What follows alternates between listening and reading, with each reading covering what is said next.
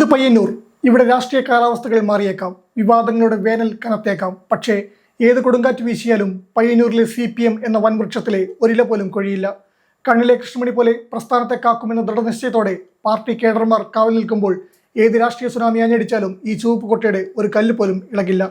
തളരാത്ത പോരാട്ടങ്ങളുടെ ചരിത്രമാണ് പയ്യന്നൂരിന് പറയാനുള്ളത്. തകർക്കാനാവാത്ത വർഗ സ്നേഹത്തിന്റെ കരുത്തുമായാണ് നാട് നിലകൊള്ളുന്നത്.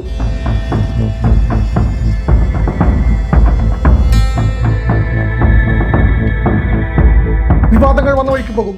പയ്യന്നൂർ എന്നും ചുവപ്പിൽ തന്നെ നിൽക്കും. പക്ഷേ വരുന്ന നിയമസഭാ തെരഞ്ഞെടുപ്പിൽ കേരളത്തിലെ 140 മണ്ഡലങ്ങളിലും ഈ രക്തസാക്ഷി ഫണ്ട് തട്ടിപ്പ് വലിയ ചർച്ചയാകും.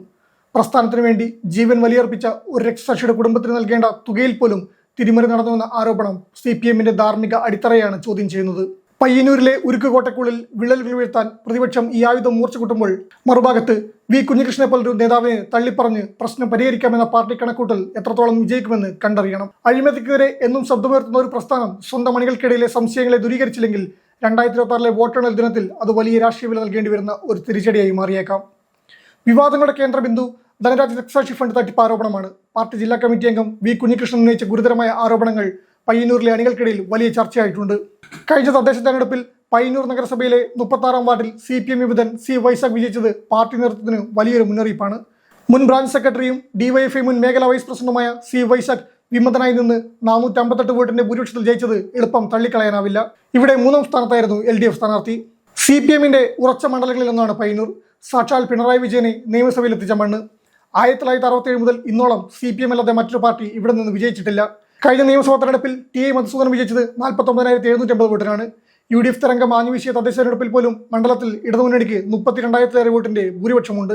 അതിനാൽ ആരെ നിർത്തിയാലും ജയിക്കാമെന്ന ധൈര്യം പാർട്ടിക്കുണ്ട്. എന്നാൽ മധുസൂദനെ മാറ്റിയാൽ വിമത പ്രവർത്തനത്തിന് വഴങ്ങിക്കൊടുത്തു എന്ന പഴി കേൾക്കുകയും ചെയ്യും. 2011 പയ്യന്നൂരിൽ നിന്ന് ജയിച്ച C കൃഷ്ണൻ 2016 വീണ്ടും ഇറങ്ങിയപ്പോൾ വിമത ശബ്ദം ഉയർന്നിരുന്നു.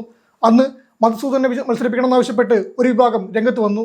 അന്നത് പറഞ്ഞൊതുക്കി കൃഷ്ണനെ രണ്ടാമത് മത്സരിപ്പിച്ച് ജയിപ്പിച്ചു. 2021 മധുസൂദനെ നിർത്തി ജയിപ്പിച്ചു.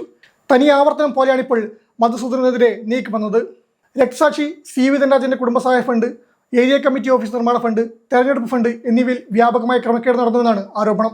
1 കോടി രൂപയോളം പിരിച്ചെടുത്ത ധനരാജ് ഫണ്ടിൽ നിന്ന് 46 ലക്ഷം രൂപയോളം തിരിമറിഞ്ഞ് നടത്തിയെന്നും ഇതിൽ TI മധുസൂദനൻ MLAക്ക് നേരിട്ട് പങ്കുണ്ടെന്നുമാണ് കുഞ്ഞികൃഷ്ണൻ ആരോപിക്കുന്നത്.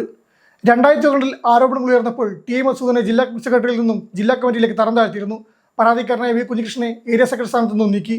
എന്നാൽ അച്ചടക്ക നടപടിയല്ലെന്നും പയ്യന്നൂരിലെ പാർട്ടിയെ ഐക്യത്തോടെ മുന്നോട്ട് കൊണ്ടുപോകാൻ മേൽഘടകത്തിലെ ഒരാൾക്ക് ചുമതല നൽകുന്നു എന്നുമായിരുന്നു പാർട്ടി ഭാഷ്യം.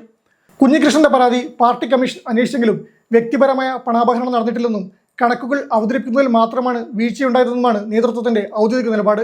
പിന്നാലെ കുഞ്ഞികൃഷ്ണൻ പാർട്ടി ജില്ലാ കമ്മിറ്റിയിലും എത്തി. ആ വ്യക്തിയാണ് തെരഞ്ഞെടുപ്പ് പടിവാതിൽക്കെത്തിയപ്പോൾ വീണ്ടും ആരോപണവുമായി രംഗത്തെത്തിയത്. പാർട്ടിയുടെ ധനസമാഹരണത്തിൽ ഒരു സംശയം വന്നപ്പോൾ പാർട്ടി തന്നെയാണ് കുഞ്ഞികൃഷ്ണനെ ഓഡിറ്ററായി നിയമിച്ചത്. പ്രാദേശികമായ പല ഫണ്ട് തിരിമറി ആരോപണങ്ങളിലും കണക്ക് നോക്കി കൃത്യത വരുത്തിയ വ്യക്തി കൂടിയാണ് കുഞ്ഞികൃഷ്ണൻ. ഇങ്ങനെ ഒരു ചുമതല പാർട്ടി ഏൽപ്പിച്ചപ്പോൾ അത് അദ്ദേഹം പരിശോധിക്കുകയും ചെയ്തു. പിന്നീട് നടന്നതെല്ലാം പൊതുജനമധ്യത്തിലുണ്ട്. 2022 വിവാദം ഉയർന്നപ്പോൾ കുഞ്ഞികൃഷ്ണനൊപ്പമായിരുന്നു പയ്യന്നൂർ ഏരിയയിലെ ഭൂരിഭാഗം ലോക്കൽ കമ്മിറ്റികളുമെന്ന റിപ്പോർട്ടുകളുണ്ടായിരുന്നു. അന്ന് കുഞ്ഞികൃഷ്ണനെ ഏരിയ സെക്രട്ടറി സ്ഥാനത്ത് നീക്കിയപ്പോൾ പ്രവർത്തകരുടെ പ്രൊഫൈലുകൾ ഉയർന്നതും ഇതേ നേതാവിന്റെ ചിത്രം. എന്നാൽ ഇന്ന് തെരഞ്ഞെടുപ്പ് പടിവാതിൽക്കൽ നിൽക്കുമ്പോൾ ഇങ്ങനെ ഒരു ആരോപണവുമായി കുഞ്ഞികൃഷ്ണൻ എത്തിയത് ഇതേ അണികൾക്കിടയിൽ ആശയക്കുഴപ്പം ഉണ്ടാക്കിയിട്ടുണ്ട്. എന്തിന് ഈ സമയം തെരഞ്ഞെടുത്തു എന്നതാണ് അവർ ഉയർത്തുന്ന ചോദ്യം. ഇപ്പോഴെങ്കിൽ പിന്നെ വൈകിപ്പോകും എന്നാണ് കുഞ്ഞികൃഷ്ണൻ നൽകുന്ന മറുപടി. പയ്യന്നൂരുകാർക്ക് CV ധനരാജ് ഒരു വികാരമാണ്. ആ രക്തസാക്ഷിയുടെ പേരാണ് വിവാദത്തിൽപ്പെട്ടിരിക്കുന്നത്. ആ കൊലപാതകത്തിൽ പ്രതിപട്ടികയിലുള്ള പാർട്ടി പോലും MLAക്കെതിരെ തെരുവിലിറങ്ങിയത് വലിയ ചർച്ചയായിട്ടുണ്ട്. അതിന് അവസരമൊരുക്കിയെന്ന വികാരം കുഞ്ഞികൃഷ്ണനെതിരെയും ഉയരുന്നു.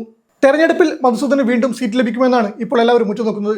വിവാദങ്ങൾ പാർട്ടിയുടെ പ്രതിച്ഛായയെ ബാധിച്ചാൽ മധുസൂദനെ മാറ്റി നിർത്തി ഒരു പുതിയ മുഖത്തെ പരീക്ഷിക്കാൻ CPM തയ്യാറായേക്കും. ഇത് അണികൾക്കിടയിലെ പ്രതിഷേധം ഒളിപ്പിക്കാൻ സഹായിക്കും. എന്നാൽ മധുസൂദനെ മാറ്റുന്നത് ആരോപണങ്ങൾ ശരിയാണെന്ന് സമ്മതിക്കുന്നതിന് തുല്യമാകുന്നു പാർട്ടി കരുതുന്നെങ്കിൽ അദ്ദേഹത്തിന് തന്നെ വീണ്ടും അവസരം നൽകിയേക്കാം.